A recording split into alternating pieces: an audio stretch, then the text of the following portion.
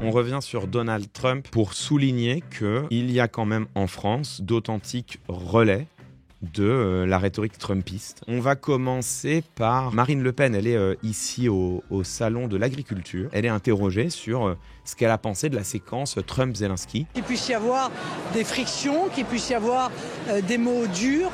Après tout, c'est assez normal.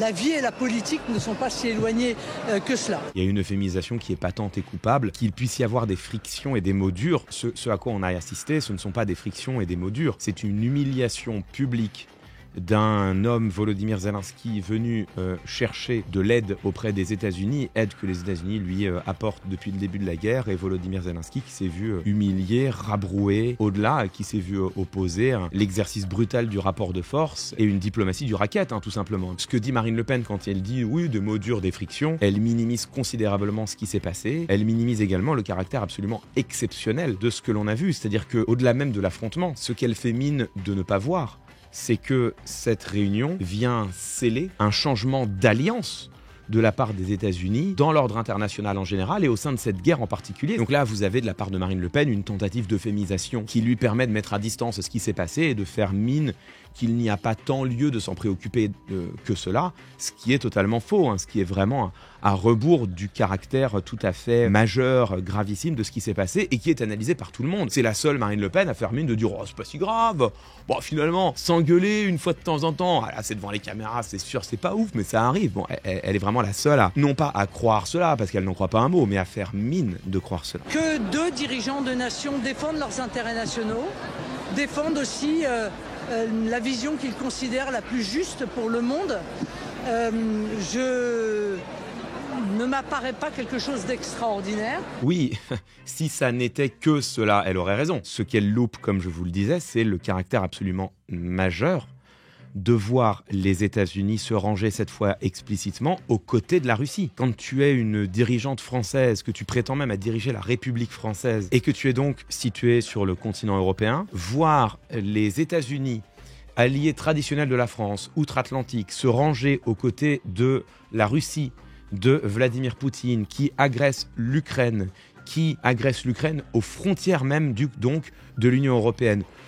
Normalement, ça devrait quand même l'émouvoir un peu plus que cela. Derrière cette posture qui est tout à fait au rebours, qui est tout à fait inacceptable au regard de ce qu'a été cette séquence et de l'importance qu'elle représente pour les relations internationales, c'est même d'ailleurs triste intellectuellement de voir que Marine Le Pen n'a rien à en dire de plus intéressant que cela, alors même que ce qui s'est passé dans le bureau ovale, c'est exceptionnel. Et pourquoi c'est grave ? Au-delà de ce réalignement d'alliances, il y a un autre front qui existe, qui est désormais le front des dictatures présentes, la Russie, ou en devenir les États-Unis, anciennement proches de l'Europe, alliés de l'Europe, qui ne peuvent supporter, tolérer, d'avoir un contre-modèle démocratique aussi vibrant à leurs frontières, et qui donc doivent les disqualifier dans l'objectif de, probablement, en tout cas on peut l'imaginer, conserver la maîtrise de leur opinion publique et le contrôle sur leur propre population. And what I worry about is the threat from within. The retreat of Europe from some of its most fundamental values, values shared with the United States of America. Разрушение семьи, культурной и национальной идентичности, извращение, издевательство над детьми вплоть до педофилии объявляются нормой их жизни.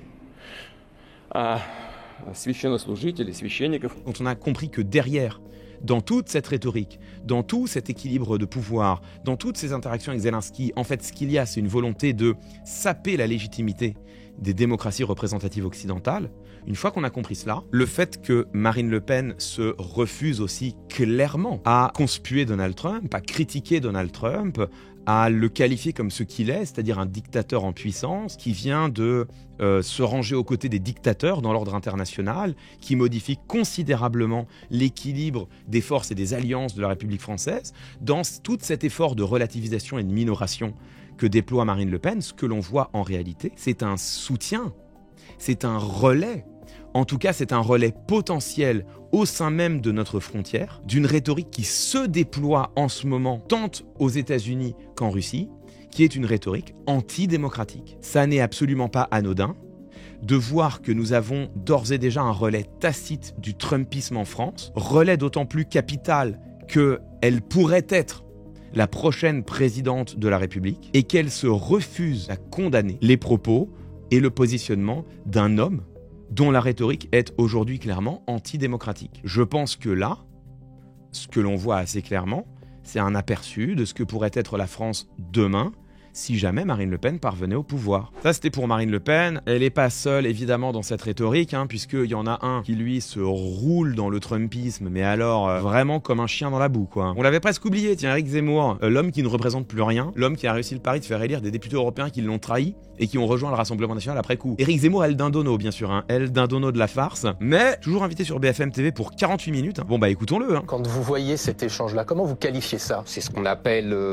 franc et direct. Alors vous notez qu'il part quand même de la même manière que Marine Le Pen. Là, il y a quand même une vraie... Vous voyez, c'est intéressant. Il y a une vraie affinité rhétorique entre Marine Le Pen et Éric Zemmour. Ils utilisent le même procédé d'euphémisation et de relativisation. C'est vraiment la même chose. Donald Trump fait la politique pour laquelle il s'est engagé pendant sa campagne électorale. C'est une politique fasciste. Mais bon, forcément, comme il veut la même, ça le dérange pas. Deuxièmement, comme disait le général de Gaulle, on ne fait pas de politique en dehors des réalités. Et les réalités, c'est les rapports de force. Bon, on l'a fait. Mais vous entendez que chez Poutine...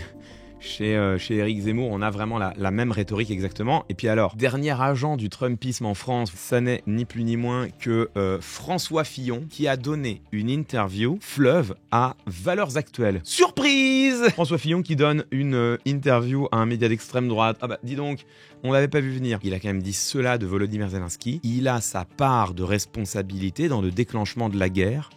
Et il refuse aujourd'hui d'arrêter une guerre qu'il ne peut pas gagner. C'est littéralement la rhétorique de Poutine reprise par Trump, qui consiste à dire que ce sont les Ukrainiens qui auraient commencé la guerre, ce qui évidemment est totalement, absolument, incontestablement faux, on en a déjà parlé. Si l'ancien Premier ministre de Nicolas Sarkozy concède que la Russie a commis une faute en déclenchant la guerre en Ukraine, ce sont avant tout les Européens et le président ukrainien qui sont la cible de ces critiques. Les Russes n'attendent plus rien de l'Europe avec laquelle les relations resteront durablement compromises, déplore-t-il. Quant au président ukrainien Volodymyr Zelensky, il n'est pas le héros irréprochable magnifié par des Européens auxquels il procure le frisson d'un combat pour la liberté par procuration.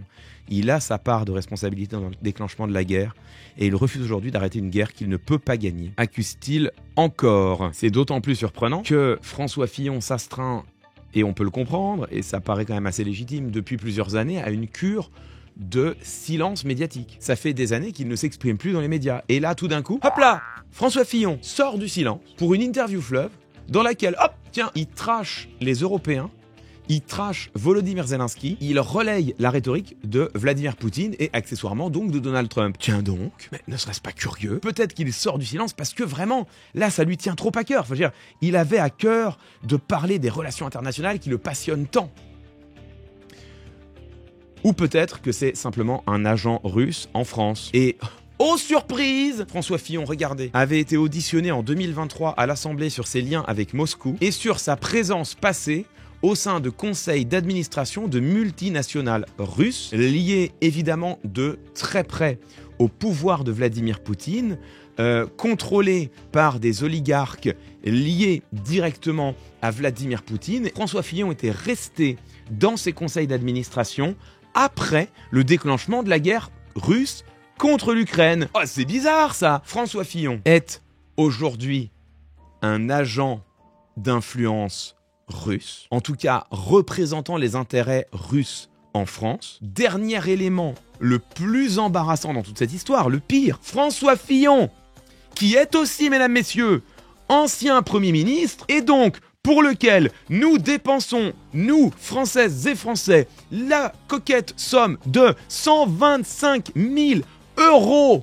chaque année afin de soutenir son train de vie, tout simplement. 125 000 € dépensés pour François Fillon en 2023 pour lui payer un chauffeur, pour lui payer une assistante, parce qu'il en a besoin, parce que, attendez, c'est pour gérer tous ces mails échangés avec le Kremlin, quand même, il faut quelqu'un pour traiter les mails. Donc, la République française paye 125 000 € en 2023 un homme qui relaye l'ingérence russe au sein de nos frontières, dans notre débat public.